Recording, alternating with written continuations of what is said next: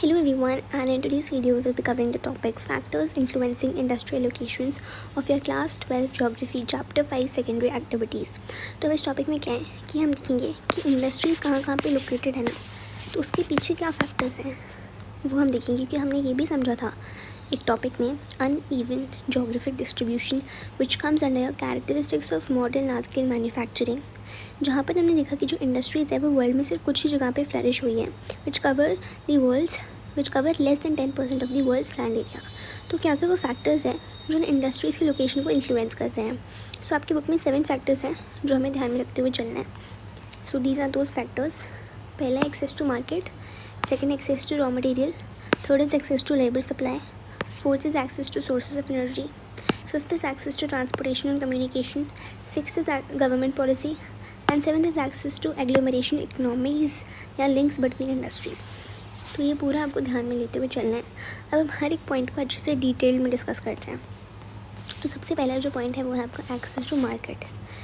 तो देखो, जो मैन्युफैक्चर्ड गुड्स होते हैं ना, जिनमें आप वैल्यू ऐड कर देते हो, रॉ मटेरियल्स को आप वैल्यू दे देते हो। जब हमने पढ़ा था कि सेकेंडरी एक्टिविटीज़ वैल्यू ऐड करती है नेचुरल रिसोर्सेज में, कैसे ऐड करती है, because we transform the raw materials into valued products. अब आपने मैन्युफैक्चर तो नहीं कर दिया, बट फिर इसका फ़ायदा क्या हुआ? जब तक आपके पास कोई मार्केट नहीं होगी, इसका फ़ायदा क्या हुआ? तो मैन्युफैक्चर्ड गुड्स के लिए सबसे ज़्यादा इंपॉर्टेंट होती है, सबसे ज़्यादा इंपॉर्टेंट फैक्टर होता है एग्जिस्टेंस ऑफ अ मार्केट। क्योंकि जब तक मार्केट नहीं रहेगी तो आप उस गुड का करोगे क्या, है ना। तो the existence of a market for manufactured goods is the most important factor in the location of industries. अब जैसे आप समझो इसको इंडियन कंटेक्स्ट में, बाहर के देश का अगर आप समझो कि कोई इंडियन मार्केट में कोई भी प्रोडक्ट ले आता है which is useless for us, कि हम वो काम इजीली कर लेते हैं, क्या इस प्रोडक्ट को इंडियंस खरीदेंगे? Of course no. तो इंडस्ट्रीज़ को has to be very strategic in their location as per minding the market. अभी मार्केट क्या चीज़ है? मार्केट का ये चीज़ है कि हमने घने जंगलों में 2-4 जो है दुकानें लगा दी कुछ बेचने की, क्या हम उसे मार्केट बोलते हैं? नहीं। मार्केट की एक प्रॉपर डेफिनेशन है। This is the definition of market which will have to write. It means people who have a demand for these goods and also have the purchasing power। दो चीज़ें ज़रूरी है मार्केट में, demand जो लोगों की है और परचेजिंग पावर अगेन जो लोगों के पास है। तो सबसे पहले तो लोगों की डिमांड होनी चाहिए कि हमें ये चीज़ ख़रीदनी है, उसके अलावा उनके पास ये एबिलिटी होनी चाहिए उस चीज़ को ख़रीदने की। That's it. 2 पॉइंट्स है मार्केट में। Market means people who have a demand for these goods and also have the purchasing power to be able to purchase from the sellers at a place। ठीक है। अब 2 तरह के areas होते हैं। एक तो होते हैं रिमोट एरियाज़ आपके, जो कि बहुत ही कम लोग वहाँ पर रहते हैं, तो automatically it offers a small market. ठीक है, इट ऑफर स्मॉल मार्केट्स। लेकिन कुछ डेवलप्ड रीजन्स होते हैं, जैसे कि आपका जापान हो गया, यूरोप हो गया, नॉर्थ अमेरिका हो गया, यहाँ पे ये लार्ज ग्लोबल मार्केट्स प्रोवाइड करते हैं, बिकॉज़ यहाँ पे जो लोगों की परचेजिंग पावर है वो बहुत ज़्यादा हाई है। ठीक है। तो Europe, north America, Japan, Australia, here they provide large global markets as the purchasing power of the people is very high. फिर कुछ आपके डेंसली पॉपुलेटेड रीजन्स भी होते हैं, जैसे कि south and south east Asia, वो भी लार्ज मार्केट प्रोवाइड करते हैं। कुछ इंडस्ट्रीज़ होती हैं जैसे कि एयरक्राफ्ट मैन्युफैक्चरिंग और आर्म्स इंडस्ट्री, तो वो ग्लोबल मार्केट्स प्रोवाइड करती है। ठीक है। सेकेंड पॉइंट आ जाता है हमारा access to raw material. So whatever the raw material the industries is using, it should be cheap first, second it should be easy to transport. ये 2 चीज़ें industries ध्यान में रखते हुए चलती हैं कि जो भी रॉ मटेरियल वो यूज़ कर रही हैं, पहले तो उन्हें सस्ता पड़े, साथ ही साथ उसको कैरी करना ईजी हो, ईजी टू ट्रांसपोर्ट। ट्रांसपोर्ट कहाँ से कहाँ? उसकी जगह से फैक्ट्री तक, फिर फैक्ट्री से जो फिनिश्ड प्रोडक्ट हो उसको मार्केट तक। तो it should be easy to transport, it should be cheap. अब इसमें 3 पॉइंट्स आपको याद रखने हैं। पहला ये चीप, बल्कि and weight losing material, second perishability, third agro processing and dairy products.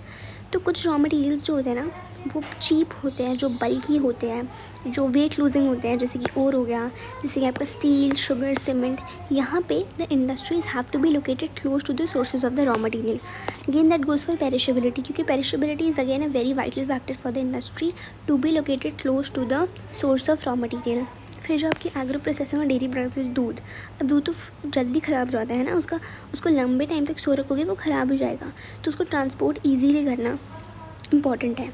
Transport easily करना इंपॉर्टेंट है, पर जब तक अगर वो 1500 किलोमीटर दूर है तो ऑटोमेटिकली वो ख़राब हो जाएगा, तो इंडस्ट्री को उसके पास लोकेट करना पड़ेगा, है ना। So these have to be they are processed close to the sources of farm produce और milk supply respectively. The third point is access to labour supply. अब labour supply again is an important factor in the location of industries. अभी भी कुछ types हैं ऐसे manufacturing के which still require the skilled labour की अभी भी ज़रूरत है, बट स्टिल अगर आप देखो increasing mechanisation refers to using gadgets which accomplish task, है ना। और automation is the advance stage of mechanisation, हमने देखा जहाँ पे automatic factories with feedback and closed loop computer control systems where machines are developed to think, तो वो automation, flexibility of industrial process, ये जो है इंडस्ट्रीज़ के ऊपर जो लेबर की डिपेंडेंस है उसे कम कर देता है। Next we have the access to sources of energy. अब कुछ इंडस्ट्रीज़ ऐसी होती हैं जिनको बहुत ज़्यादा पावर चाहिए, जिनको बहुत ज़्यादा इलेक्ट्रिसिटी चाहिए, so they are located close to the sources of energy, जैसे कि एल्यूमिनियम इंडस्ट्री हो गई।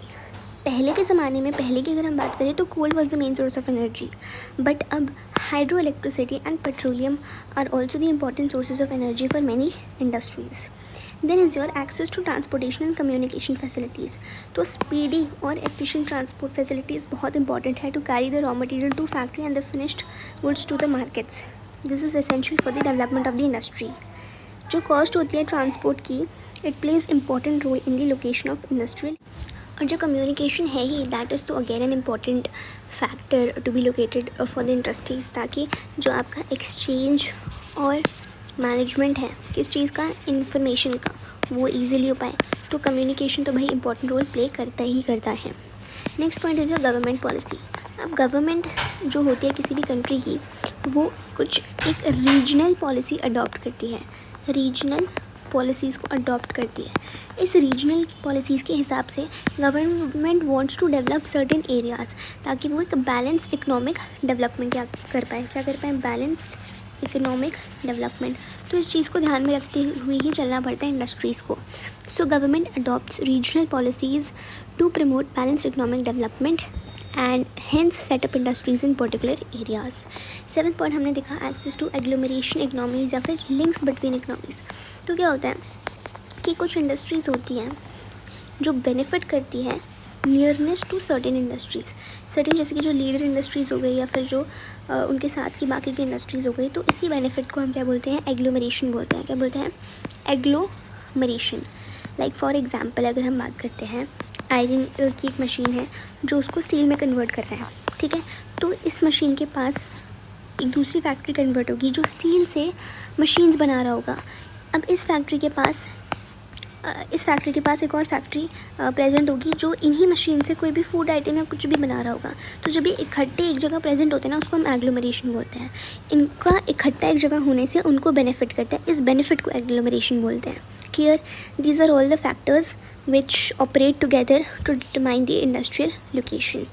That is it for this video. In the next video, we'll be covering the topic classification of manufacturing industries. Thank you.